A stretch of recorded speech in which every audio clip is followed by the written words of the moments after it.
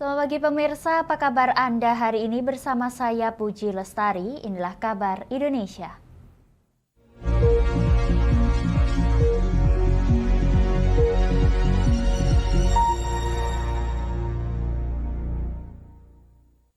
Pemirsa, pemerintah Kota Bandung siapkan sanksi pencopotan hingga proses hukum bagi seluruh aparatur sipil negara di wilayah Pemkot Bandung apabila terlibat politik praktis pada pelaksanaan pemilu 2024 mendatang.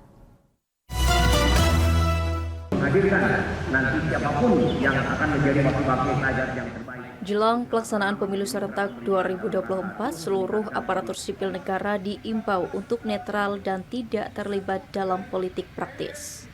Imbauan tersebut disampaikan pelaksana harian Wali Kota Bandung, Emma Sumarna, di hadapan ratusan perwakilan aparatur sipil negara di lingkungan pemerintah Kota Bandung, Selasa 18 Juli. Emma, yang juga menjabat Sekretaris Daerah Kota Bandung, menyebut bahwa netralitas ASN dalam pesta demokrasi bersifat wajib dan harus ditaati oleh seluruh aparatur. Jika mendapati ASN terlibat dan menunjukkan keberpihakan terhadap salah satu partai politik maupun individu, pihaknya telah menyiapkan sanksi tegas berupa pencopotan jabatan hingga proses hukum. Nah, kalau ASN yang terlibat jelas ada sanksi. Apa sanksinya, Pak? Ya, sanksinya kan sesuai dengan aturan lah ya. Mungkin bisa saja nanti ada unsur-unsur yang mengarah bisa kepada persoalan hukum. Nah, itu kan jangan sampai. Dan kalau kaitan dengan jabatan bisa saja hilang jabatannya kan gitu. Kalau mereka menunjukkan bahwa aktivitas yang mereka itu tidak objektif ya, tidak menunjukkan posisi di tengah gitu kan. Ikut misalnya dalam kampanye seseorang itu nggak boleh. Selain menjaga netralitas saat pemilu, ASN juga diimbau untuk menggunakan media sosial secara bijak dan tidak menyebarkan berita yang belum jelas kebenarannya.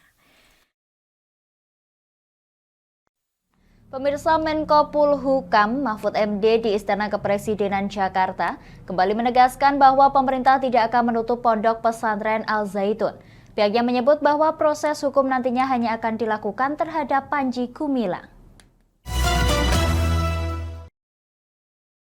Menteri Koordinator Bidang Politik, Hukum, dan Keamanan Mahfud MD kembali menegaskan pemerintah tidak akan menutup Mahat Al Zaitun atau dikenal sebagai Pondok Pesantren Al Zaitun yang berada di Desa Mekarejaya, Kecamatan Gantar, Kabupaten Indramayu, Jawa Barat. Melalui keterangan pers bersama yang diberikan di Kompleks Istana Kepresidenan Jakarta Selasa 18 Juli, Mahfud mengatakan pemerintah serius menangani kasus yang menjerat sang pimpinan Ponpes Al Zaitun, yakni Panji Gumilang, terkait dugaan pencucian uang. Namun posisi pondok pesantren tetap akan dibuka, karena menurut Mahfud, Al Zaitun mampu mencetak santri-santri yang cerdas, dan Ponpes ini merupakan lembaga pendidikan yang memiliki akreditasi baik. Al Zaitun itu satu lembaga pendidikan yang menurut kami produknya sangat bagus. Anaknya pinter-pinter gitu ya, sehingga kita akan selamatkan itu. Cuma bagaimana menyelamatkan itu nunggu posisi hukum dulu terhadap Panji Gumilang. Yang jelas pemerintah berketetapan tidak akan menutup lembaga pendidikan apapun. Akan kita terus bina, akan kita kembangkan sesuai dengan hak konstitusional. Diberikan hak kepada murid dan wali murid. Lebih lanjut, Menko Mahfud mengatakan materi dan sistem pendidikan di Pondok Pesantren Al Zaitun nantinya akan diawasi oleh pemerintah pusat. Sementara dari sisi keamanan akan diserahkan sepenuhnya kepada pemerintah Provinsi Jawa Barat. Pemirsa, Kepolisian Daerah Papua menyelidiki dan melakukan investigasi atas hilangnya sepucuk senjata api beserta puluhan amunisi milik Polsek Homeyo, Kabupaten Intan Jaya, Papua Tengah pada Minggu 16 Juli 2023 lalu. Polda Papua menduga senjata tersebut dicuri oleh kelompok kriminal bersenjata atau KKB usai melakukan kontak senjata antara KKB dengan aparat gabungan TNI Polri.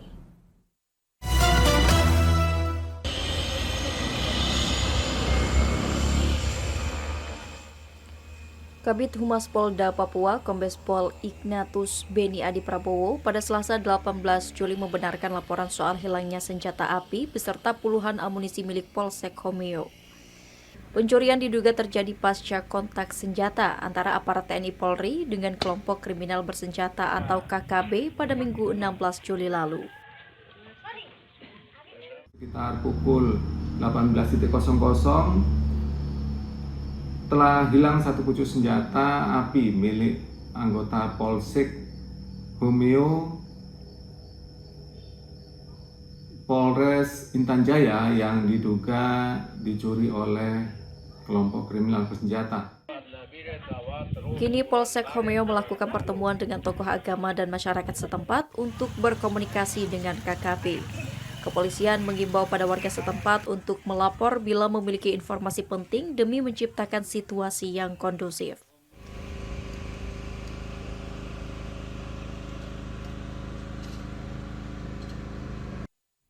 Kami akan jeda sejenak pemirsa, tetap bersama kami di Kabar Indonesia.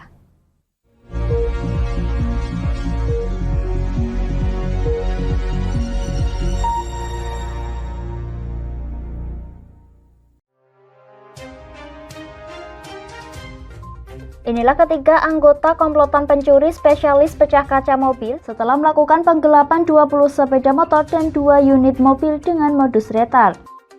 Merangkum semua peristiwa sebagai berita yang penuh fakta. Bersama Puji Lestari, saksikan Jateng hari ini setiap Senin hingga Sabtu jam 4 sore hanya di Lingkar TV.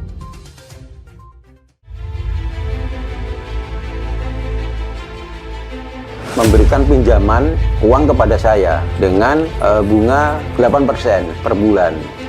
Membedah opini narasumber, menggali lebih dalam untuk mendapatkan perspektif baru yang lebih faktual. Masalahnya, nota perbaikan kapal itu semua ada di saya. Kenapa Tomo bisa menunjukkan? Demi mendapatkan informasi yang solutif dan terpercaya dalam Bedah Opini. Setiap Rabu jam 11 siang hanya di Lingkar TV.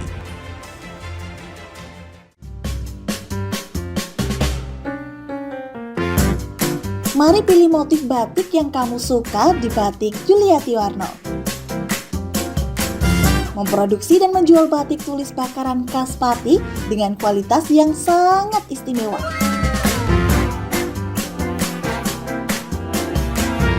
Cocok buat oleh-oleh, seserahan, bahkan untuk baju nikahan loh. Menyediakan berbagai motif mulai dari batik klasik sampai batik modern. Ayo borong segera Batik Yuliati Warno. Anda bisa melihat proses produksi batik secara langsung di rumah produksi kami loh. Alamatnya ada di Desa Langenharjo, RT 7 RW 3, Jalan Juwana Tayub, Kilometer 3, Kecamatan Juwana, Kabupaten Pati, Jawa Tengah.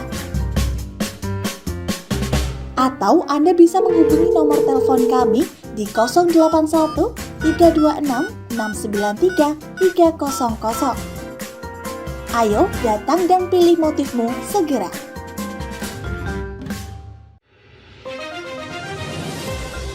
Modus kedua pelaku ini berpura-pura kehabisan bahan bakar kendaraan. Setelah pelaku dibantu, mereka kemudian melakukan kekerasan dan mengambil paksa sepeda motor korban. Saat tiba di lapangan terbang Okbab, rombongan langsung dihadang 5 orang yang mengaku sebagai anggota KKB. Yakni melakukan bujuk rayu kepada korban yang merupakan santriwati pada momen kegiatan belajar mengajar khusus.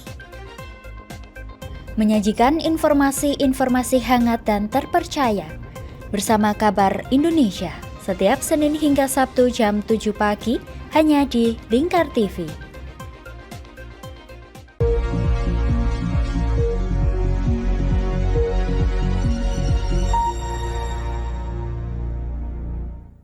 Anda masih menyaksikan Kabar Indonesia pemirsa.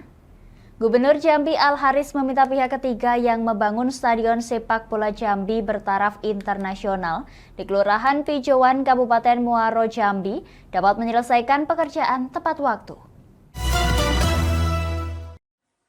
Gubernur Jambi Al-Haris optimis pembangunan stadion bertaraf internasional pertama di provinsi ini dapat selesai di tahun 2024. Hal ini disampaikan Al-Haris saat meninjau pembangunan stadion di Kelurahan Pijauan, Kabupaten Muaro Jambi, Selasa 18 Juli. Stadion ini menggunakan APBD provinsi dengan total anggaran 250 miliar. Pembangunan telah dimulai sejak bulan Maret 2023. Menurut Gubernur Jambi, pembangunan stadion diharapkan dapat memajukan olahraga di Provinsi Jambi. Selama ini Provinsi Jambi belum memiliki stadion yang memiliki standar nasional maupun internasional. Berharap memang kerjaannya bisa selesai dengan waktu yang tepat dan juga kualitas yang bagus, saya kira. Nah, sehingga nanti di tahun 2024 bisa digunakan stadionnya, meskipun belum selesai semua konstruksinya karena ada tribun yang belum siap, tapi untuk sepak bola sudah bisa digunakan, itu kita harapkan. Wajah bangunan stadion berkapasitas 20.000 penonton ini akan didominasi corak budaya Jambi. Untuk nama stadion, Gubernur Jambi Al-Haris juga sudah menyiapkan 2 nama, yakni Stadion Swarna Dwipa Jambi atau Stadion Swarna Bumi Jambi. Pemirsa, Rumah Limas merupakan bangunan rumah adat Palembang. Salah satu contohnya dapat dijumpai di kawasan Museum Negeri Provinsi Sumatera Selatan, Balaputra Dewa. Rumah Limas menjadi daya tarik tersendiri bagi masyarakat lantaran pernah dijadikan latar pada uang pecahan rupiah Rp10.000 emisi 2005.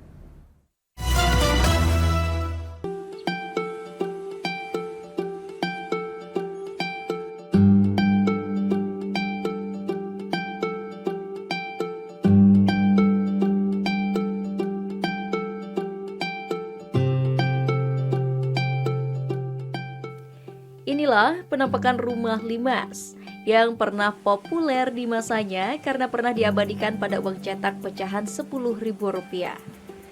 Rumah ini berada di kawasan Museum Negeri Provinsi Sumatera Selatan atau lebih dikenal Museum Balaputra Dewa. Limas merupakan rumah tradisional di daerah Palembang dengan ukiran dan ornamen yang khas adat dan budaya aslinya. Keunggulan Rumah Limas ini dibuat dari kayu unggulan yang banyak tumbuh di daerah Palembang, seperti kayu unglin, kayu seru, dan kayu tembesu.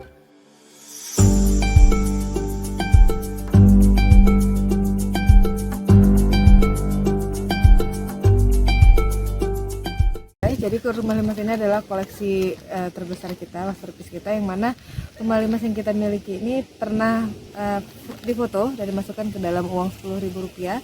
Dan Rumah Limas ini asli bangunan pada tahun 1830. Jadi usianya sudah hampir 200 tahun dan masih berdiri kokoh, alhamdulillah. Bila penasaran untuk melihat secara langsung rumah yang dicetak pada emisi tahun 2005 tersebut, Anda bisa datang ke Museum Balaputra Dewa dengan membayar tiket masuk senilai Rp2.000.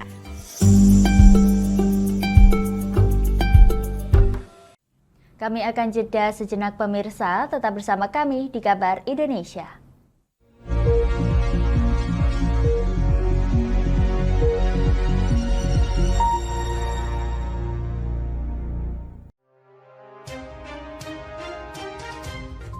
Inilah ketiga anggota komplotan pencuri spesialis pecah kaca mobil setelah melakukan penggelapan 20 sepeda motor dan 2 unit mobil dengan modus retard. Merangkum semua peristiwa sebagai berita yang penuh fakta.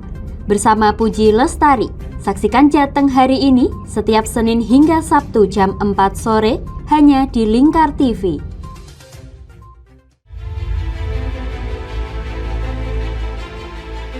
Memberikan pinjaman uang kepada saya dengan bunga 8% per bulan. Membedah opini narasumber, menggali lebih dalam untuk mendapatkan perspektif baru yang lebih faktual. Masalahnya, nota perbaikan kapal itu semua ada di saya. Kenapa Tomo bisa menunjukkan? Demi mendapatkan informasi yang solutif dan terpercaya. Dalam Bedah Opini, setiap Rabu jam 11 siang hanya di Lingkar TV.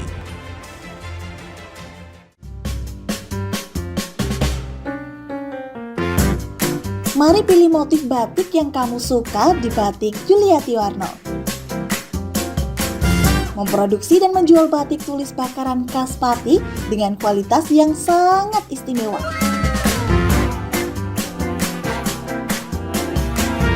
Cocok buat oleh-oleh keserahan, bahkan untuk baju nikahan loh.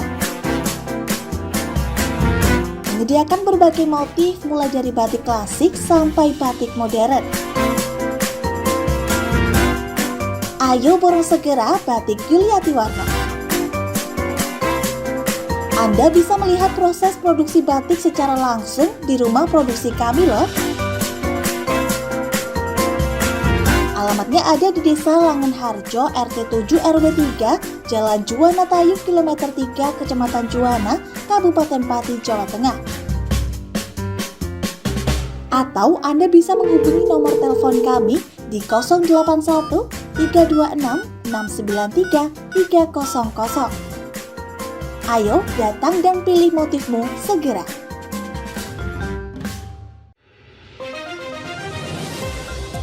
Modus kedua pelaku ini berpura-pura kehabisan bahan bakar kendaraan. Setelah pelaku dibantu, mereka kemudian melakukan kekerasan dan mengambil paksa sepeda motor korban. Saat tiba di lapangan terbang Okbab, rombongan langsung dihadang 5 orang yang mengaku sebagai anggota KKB.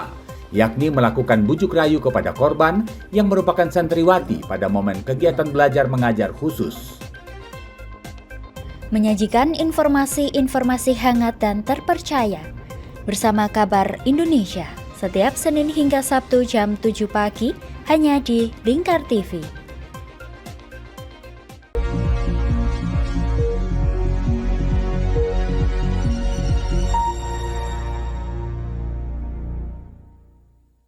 Anda masih menyaksikan Kabar Indonesia pemirsa. Keberadaan pohon rumbia yang tumbuh liar di bantaran Sungai Martapura telah memberikan keuntungan masyarakat setempat. Warga desa Pemakuan Sungai Tabuk, Kabupaten Banjar, Kalimantan Selatan bisa menghasilkan 7 kuintal tepung sagu setiap harinya.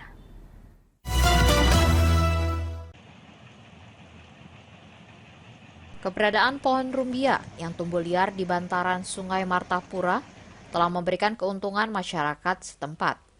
Seperti yang dilakukan warga desa Pemakuan, Sungai Tabuk, Kabupaten Banjar, Kalimantan Selatan.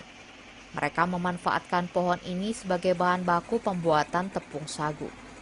Warga telah menggunakan mesin pemarut dan pengaduk untuk produksi tepung, sehingga produksi tepung sagu bisa lebih banyak dan berkualitas dibandingkan dengan cara manual. Salah seorang pembuat tepung sagu, Saukani, mengaku setiap hari warga bisa menghasilkan 7 kuintal tepung sagu dari 4 batang pohon rumbia. Bila menggunakan cara manual, hasil produksi hanya mencapai 3 kuintal saja. 1 kuintal sagu dijual seharga Rp300.000 atau rata-rata dalam 1 hari warga dapat menghasilkan Rp2.100.000. Harga rumbianya berapa, Pak? Sekitar 150-an per pohon. Oke. Tapi upahnya ini mahal ya. 50.000 satu pohonnya. Pegawai Bampat Mina 3,5 sehari. Menurut Saukani, selain bahan baku yang melimpah, penyerapan pasar untuk tepung sagu juga cukup tinggi. Hampir tiap pekan pembeli dari kota Banjarmasin dan Martapura datang untuk memborong hasil produksi tepung sagu dari desanya. Pemirsa, perajin aquascape dari Magelang, Jawa Tengah tak hanya mempercantik isi akuarium lewat keterampilannya memanfaatkan limbah kayu dan batok kelapa. Dalam sebulan ia bisa menjual lebih dari 5 akuarium yang sudah ditata dengan cantik dengan kisaran harga mulai dari Rp500.000 hingga Rp1.000.000.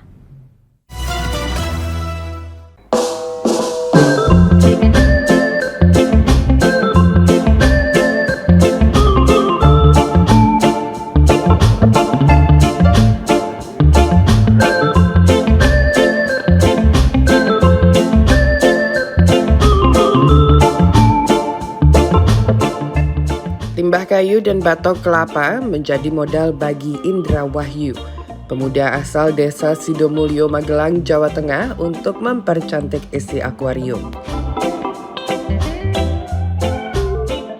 Dia bergelut di bidang aquascape, kerajinan menghias isi akuarium dengan tanaman serta bahan seperti batu, lumut, pasir, dan kayu agar terlihat lebih menarik. Meskipun bahan-bahan yang digunakan cukup mudah, namun pembuatan kerajinan ini memerlukan keahlian, imajinasi, serta jiwa seni yang tinggi agar hasilnya menawan.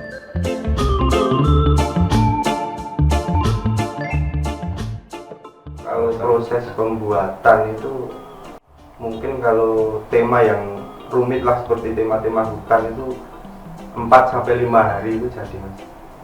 Kalau yang mudah ini, Mas? Yang mudah ini 1 hari mungkin jadi, tapi kan kalau aquascape itu kan butuh kayu, habis kita hunting di sawah atau di sungai gitu kan perlu direndam dulu. Usaha yang sudah ditekuninya selama 2 tahun terakhir ini menjadi ladang rupiah karena dalam sebulan dia mampu menjual lebih dari 5 buah aquascape berbagai ukuran dengan harga Rp500.000 hingga Rp1,5 juta.